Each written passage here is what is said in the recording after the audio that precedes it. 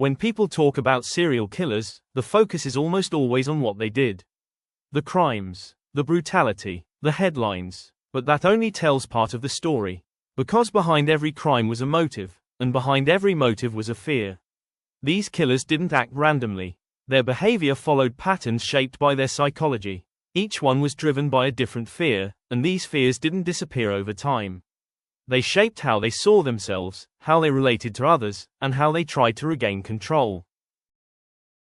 This video looks at serial killers through a different lens, not just what they did, but what they were trying to escape. Today, we are going to peel back the layers behind these notorious killers and highlight the hidden fears they spent their lives running from. Let's start off strong. At number 1, we have Ted Bundy, one of the most infamous serial killers in history. But behind the charm and intelligence was a fear he could never escape, the fear of being powerless, and it would shape everything he did. Ted Bundy, known to be charming, intelligent, seemingly fearless. But beneath that calm exterior was a terror that drove everything he did, the fear of being powerless. Bundy's story begins with confusion about his own identity. He was raised believing his grandparents were his parents and that his mother was his sister. Discovering the truth later in life created deep identity instability. Psychologists who studied him noted this early trauma likely planted the seeds of insecurity and a need for control. Bundy's fear of powerlessness was most visible in his relationships. Elizabeth Klepfer, his long-term girlfriend, described him as intensely insecure, obsessive about appearances, and devastated by rejection. One rejection in particular marked a turning point. A woman known as Stephanie Brooks ended her relationship, deeming Bundy unambitious and unsuccessful. The humiliation hit him hard. Afterward, Bundy changed his appearance, enrolled in law courses, and became obsessed with status. Psychologists later concluded this rejection was the spark that led to his first murders. In interviews, Bundy admitted rejection humiliated him. He said feeling dismissed made him feel powerless, and he wanted to regain control. Ted Bundy wasn't fearless. He was afraid of being insignificant, of being rejected and ignored. And instead of dealing with that fear, he tried to feel powerful by controlling others. That's what his crimes really were. An attempt to turn feeling small into feeling in control. At number 2, we have Jeffrey Dahmer, one of the most disturbing cases in modern criminal history. But at the center of his crimes wasn't rage or hatred. It was something quieter, the fear of being left alone. Dahmer's fear of abandonment began early. His parents' marriage was unstable, filled with arguments, emotional distance, and eventual separation. As a child, Dahmer withdrew inward. Teachers described him as quiet, isolated, and emotionally detached. By adolescence, he was almost completely alone.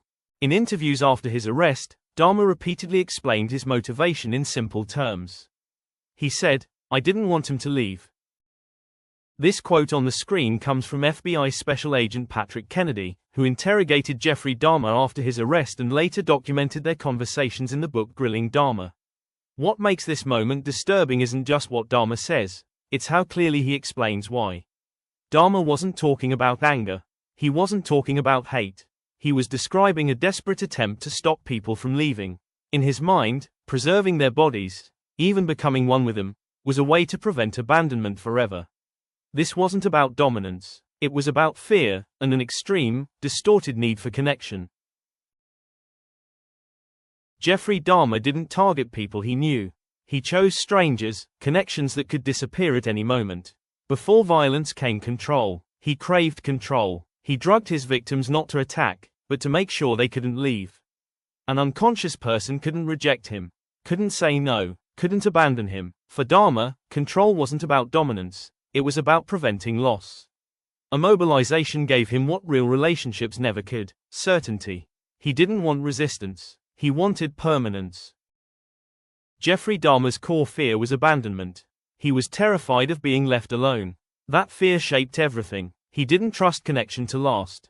So he tried to make it permanent. More than anger, his actions were driven by the fear of being left behind, by being left alone. At number 3, we meet Dennis Rader, the man behind the BTK murders. Outwardly, he seemed like the perfect neighbor, church leader, and family man. But underneath, he carried a fear that drove him for decades, the fear of humiliation. Rader grew up in a controlling household. His father was harsh, and Raider was often criticized or dismissed. As a child, he learned early that being ignored or mocked was unbearable. This created a lifelong need to be recognized, respected, and, most of all, never humiliated. As an adult, Raider appeared ordinary, a husband, father, and church leader. But he constantly sought recognition. His jobs and church involvement weren't just routine, they were ways to prove he mattered, to avoid being ignored. And yet, behind that mask, his fear of humiliation drove secret behavior that no one could see. Raider's fear of humiliation didn't stay hidden, it shaped his everyday life. He needed constant validation, from his family, his church, his job, and anyone who might notice him. Even small slights, being ignored in a meeting, overlooked at church, felt like a threat. To him, humiliation was unbearable, and attention was a shield. Every act, every carefully constructed appearance, was designed to protect him from shame. After committing murders in the 1970s, Raider went silent for decades. Then, in the early 2000s, he resurfaced, not to kill, but to taunt the police and media. He sent letters, demanded attention, and even complained when the media didn't give him enough recognition. For Raider, being forgotten or ignored was unbearable. Public acknowledgement, any acknowledgement, was his safety against humiliation. When police used a floppy disk to trace him in 2005, he was caught.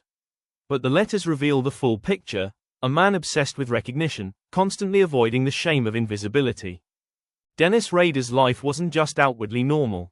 It was shaped by one fear, the fear of humiliation.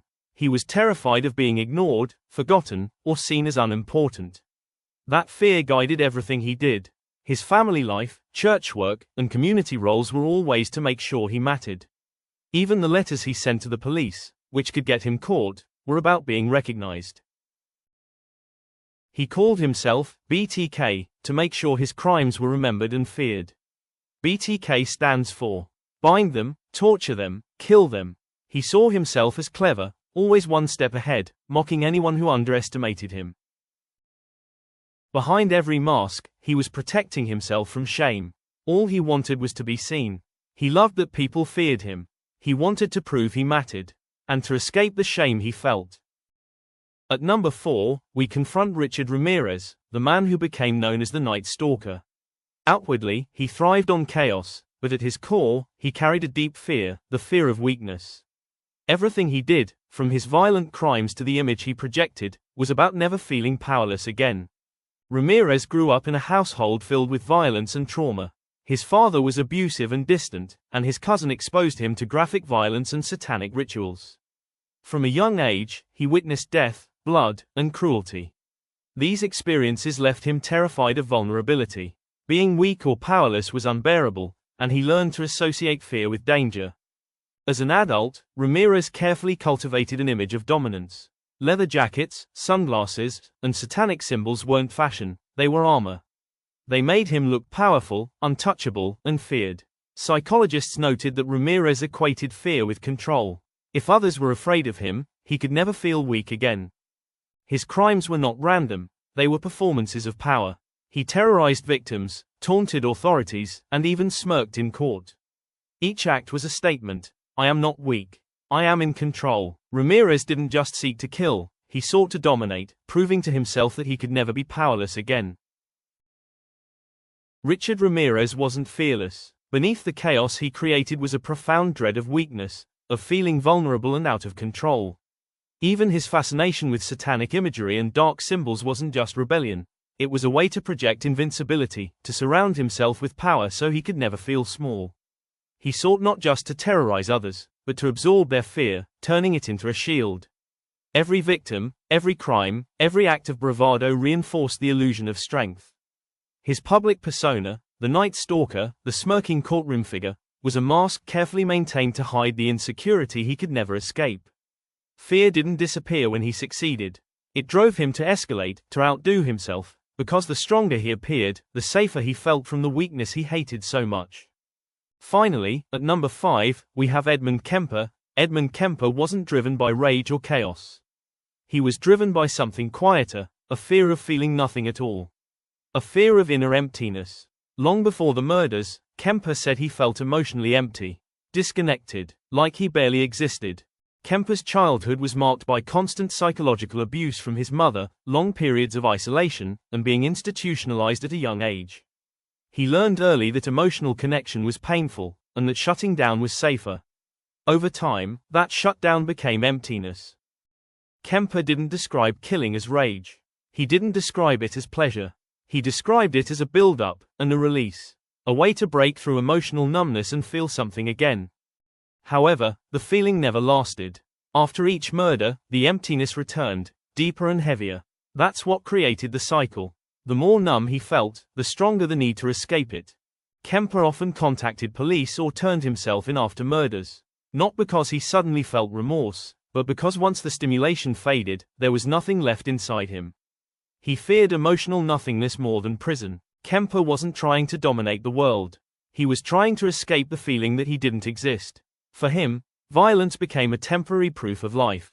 He didn't kill to feel powerful. He killed because feeling nothing felt worse than anything else. His fear of inner emptiness made him choose destruction over nothingness. Although these killers had personality disorders, and their lives were extreme and unique, we can still learn from their stories. Fear never truly goes away. It shapes how we think, feel, and act. Ignoring fear doesn't make it disappear. It only hides it, where it can grow, fester, and twist our choices.